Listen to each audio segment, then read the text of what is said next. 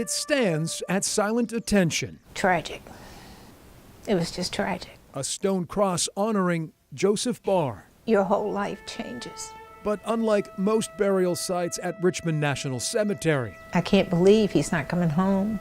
the Henrico man's grave is empty. He is probably 7 or 8. Barbara Gilliam holds tight to memories of her younger brother. Everybody loved him. He was just really sort of a fun-loving young man, little boy. Memories are all that remain. We sort of felt like we had each other. To this day, Barbara wishes she could have protected her only sibling a half-century ago. He had decided he wanted to become a state trooper just before he left. At 20, the Highland Springs High graduate joins the U.S. Navy. I think it gave him confidence. I think it taught him discipline. February 1968, Joseph and 98 other crew members sail from Norfolk on the U.S.S. Scorpion. The nuclear-powered sub's destination, the Mediterranean, for a 3-month deployment against the backdrop of a simmering Cold War. They were on a mission. So, and the mission was following Russia. In May, the Scorpion skipper radios ahead. The sub is returning home. On the 27th, families wait anxiously at Pier 2 at Naval Station Norfolk. The sub never appears and never will.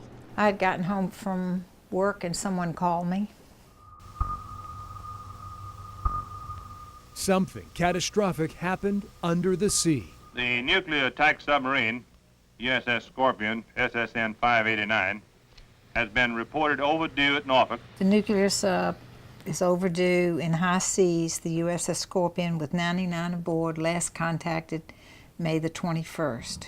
The Navy launches a massive search by air and sea.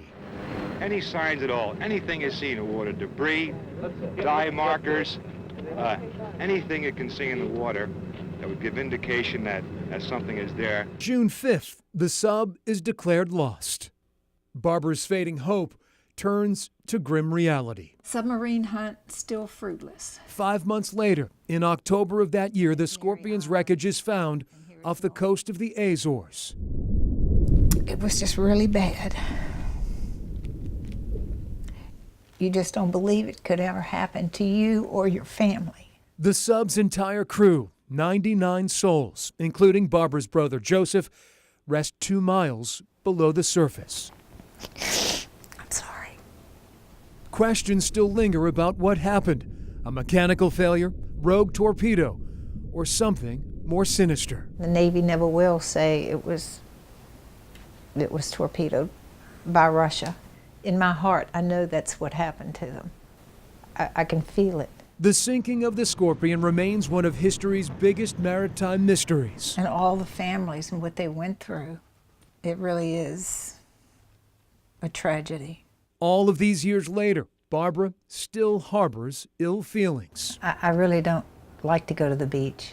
I just don't like to go to the water. To me, it's his grave site. The whole thing was pretty tragic loss for the Navy. Retired submariner John Donaldson is the liaison between the Navy and Scorpion families. Something had happened on board that they were not able to recover from. John understands Barbara's pain, but does not think the Russians were responsible. I think there's some anger among some of the family members that they don't know what happened. It's natural. A monument sits at Pier 2 where loved ones waited for their sailors to The return. Navy will never, ever forget the Scorpion. Commander Sarah Self-Kyler, public affairs officer with the submarine force at Norfolk, says each sailor carries a small part of the Scorpion. I would absolutely consider this area hallowed ground. Not only do the Scorpion families, but the submariners of the submarine force know that this location is an important part of our history. Whew.